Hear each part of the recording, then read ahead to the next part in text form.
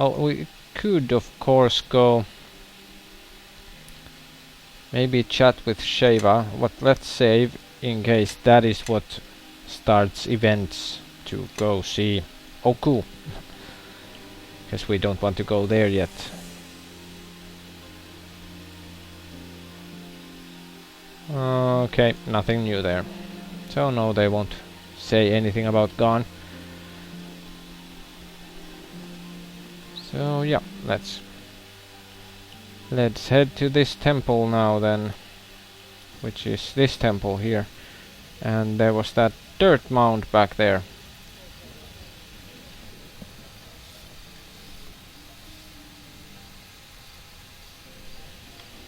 Let's go get it.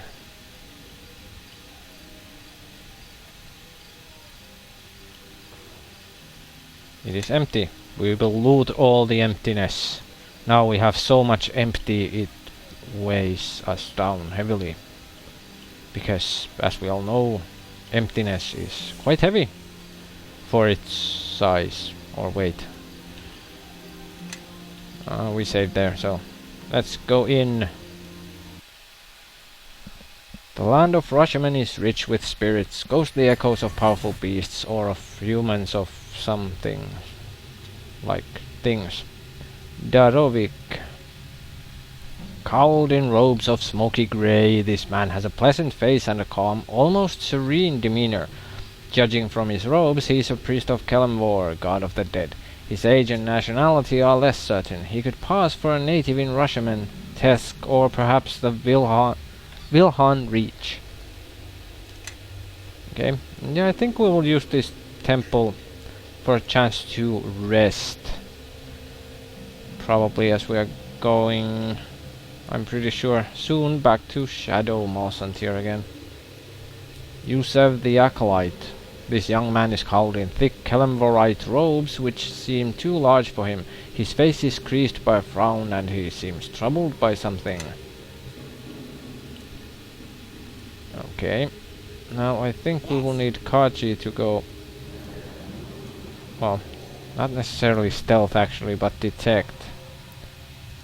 Due to the chests here, in case they are trapped. Still nothing. Examine. This chest is for the dying to place their items of value. And we shall rob them. Each and every one. Yes. As is appropriate. Bedroom door, and it's locked. Almost 7,000 gold. Nice. Ooh, gems. Gemstones and gold. Okay. I have a feeling this door will require a specific key, but let's try with Kaji nonetheless.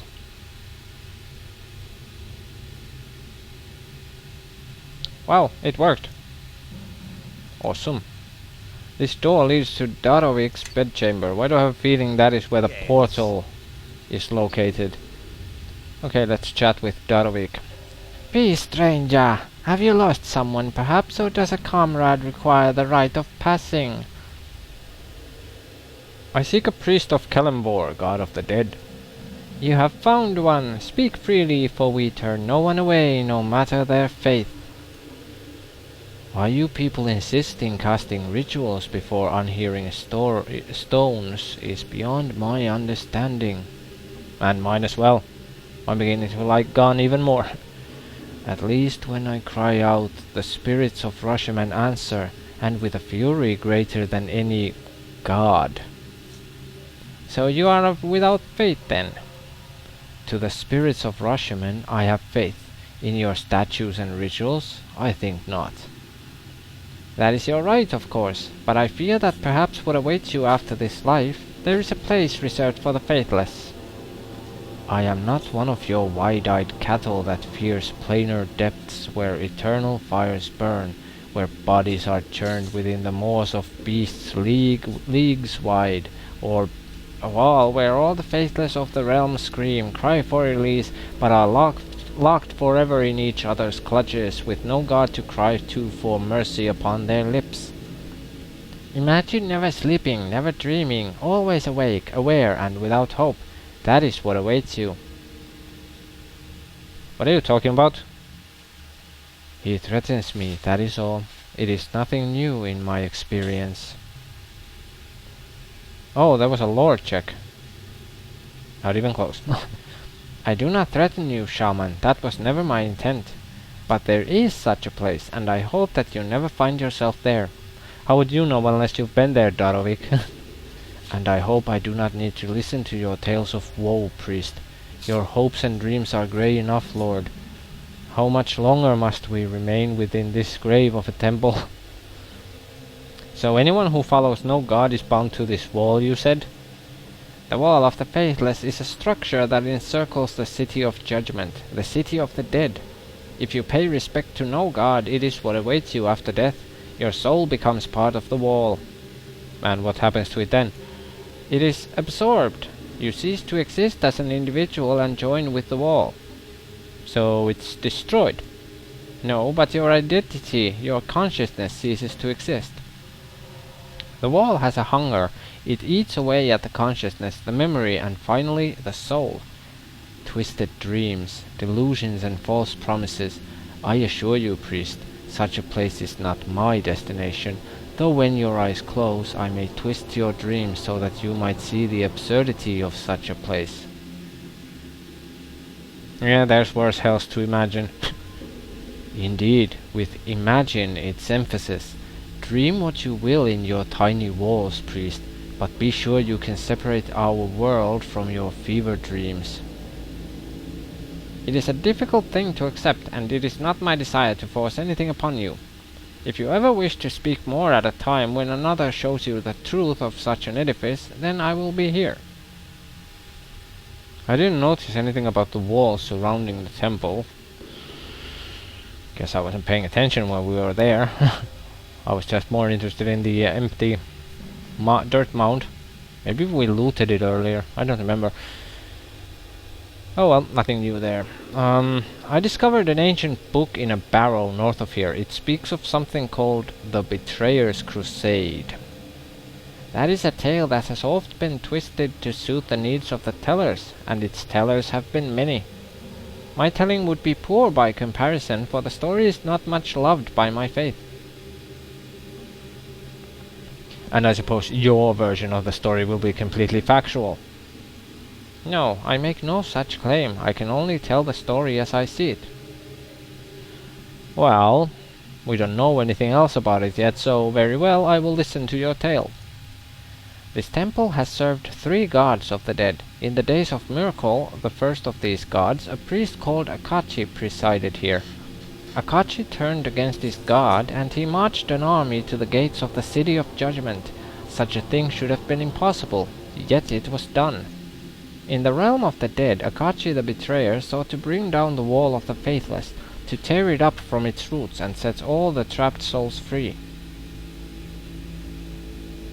The Wall of the Faithless, what is that? A structure that circles the City of Judgment. Its stones are faithless souls, those who scoffed at the gods and gave worship to none. The wall's mortar is a hungry living mold that holds their souls fast, consumes their minds and their personalities, and finally absorbs them. Yep, the same wall. Well, why would Akachi try to bring down that wall? Some of my brethren insist that it was vengeance, or spite, that Miracle had slighted his priest who had given his life to his god and never questioned him and now felt betrayed. I think that is too simple a reason for so monumental a crime, but in truth no one knows. Mercifully, whatever his reasons, the betrayer failed. The wall still stands now as it did then. That is not the whole truth, is it? Nor is it a falsehood. I have told you what I know to be true. Anything more would be rumor, and not a rumor that serves my faith. Yep, so leave out everything that does not serve your faith. Sounds kind of familiar in many ways. Now, the book mentioned a scroll called The Lamentations of the Dead. It said the scroll might be found in a vault. It is said that there was such a vault, a place where such things were hidden. Not here though, not in the house of Kelemvor. Remember that Mulsantir is a city of shadows and masks. I would look behind those masks and shine some light into the shadows if I was seeking a secret place. Oh, we got a journal update for the Betrayer's Crusade for that. Okay, I think we'll ask him about the half-celestials. I met 2 half-celestials in town. They were seeking their sister, Kalin the Dove. Has she been here at your temple? You seek Kalin? I did not realize any of the menagerie were here in Mulsantir.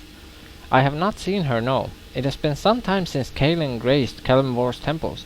I believe she found a new calling in Ilmater, the suffering god. Still, I think if Kalin were here in Mulsantir, word would spread quickly. If she has evaded the eyes of the local people and her siblings, perhaps she has slipped into another plane. Such a feat would not be unusual for Kalin. Not so long ago, the menagerie wandered freely from one plane to the next, but their fellowship has been sundered of late. Or so I'm told. Okay, do you sell any goods here? No, we do not trade in coin. Our needs are few and easily filled by whatever gifts the dead bestow upon us. The dying put their offerings in their pockets to be claimed when they are gone. Other offerings are brought by the living. Some ask a prayer or blessing in return, but most slip quietly before our altar, speak what words they will, and leave gifts in their wake. Well, farewell then. You weren't that much help. Saving throw decreased. Why? Is it the priest guy? I have no idea. Weird. Okay, what was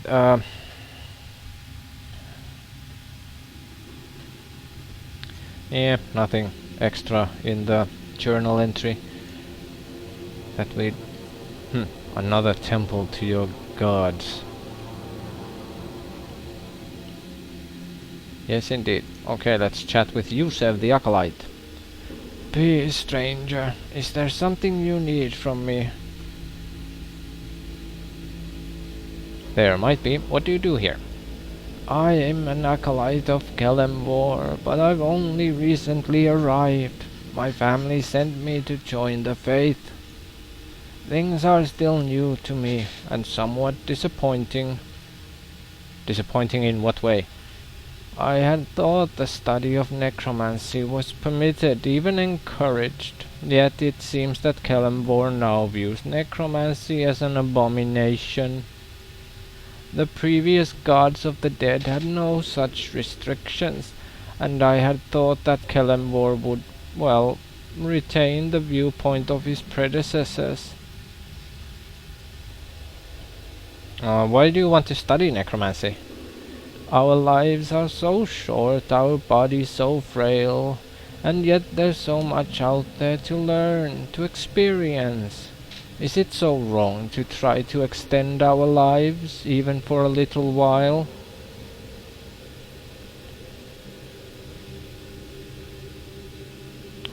I'd say make the most of what life you do have, rather than wasting time looking for ways to extend it. I see your point, but what should I do? My family expected me to join the clergy, and I wouldn't want to disappoint them.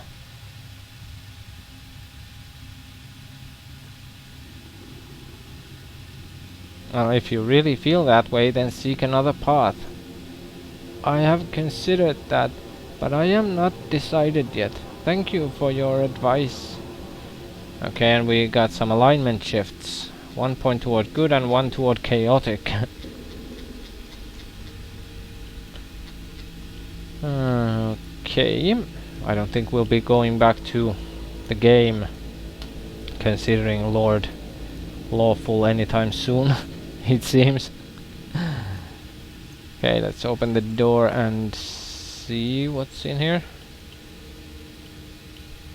What? No portal? No portal. Makes me wonder, where will we find one then? Okay, yes. Kaji, detect, please.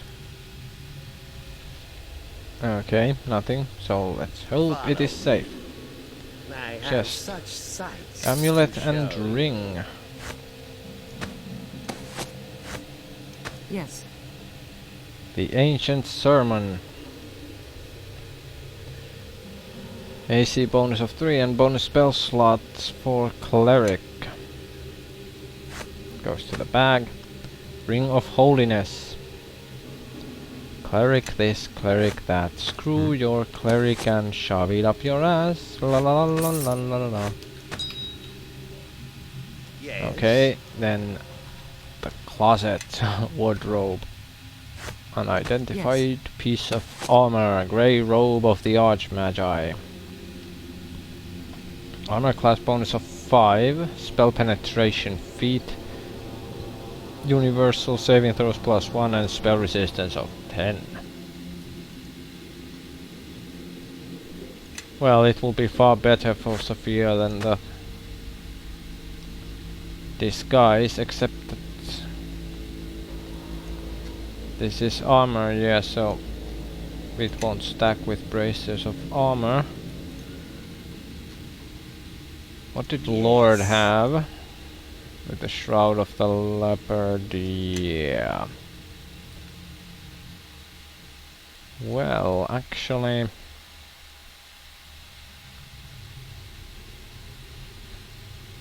whenever we use the Greater Cat's Grace, our armor class would get a bit of a buff, I think, Yes. if we were wearing the grey robe of the Archmagi, but... yeah. Okay, Sophia already has spell penetration. I doubt the spell resistance stacks. So I think we will have the concentration bonus instead.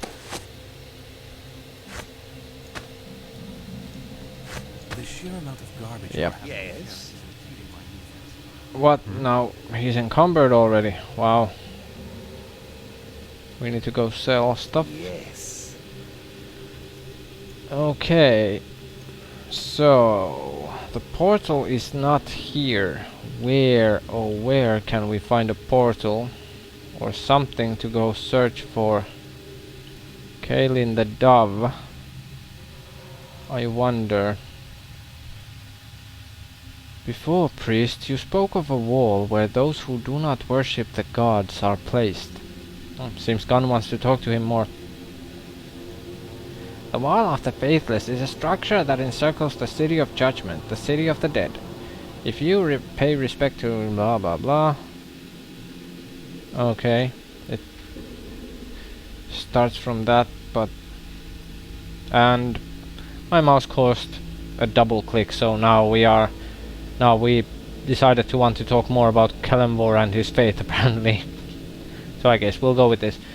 We believe that death is not to be feared. It is a comfort and end of suffering, a new beginning. We are guides, comforting the dying and shepherding them to their final judgment. Many choose to spend their final days here, and we serve them all.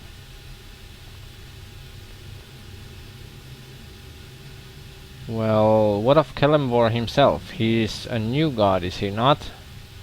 He is a new face, yes, but death has worn many. Before Kelemvor there was Cyric, and before him was Miracle, and others before that. Kelemvor is fair and welcoming to all. Miracle was vengeful, and he wished his priests to be feared. Each face is a little different, but death is always the same. So it is with many things, love, betrayal, hunger, many faces but the same essence within.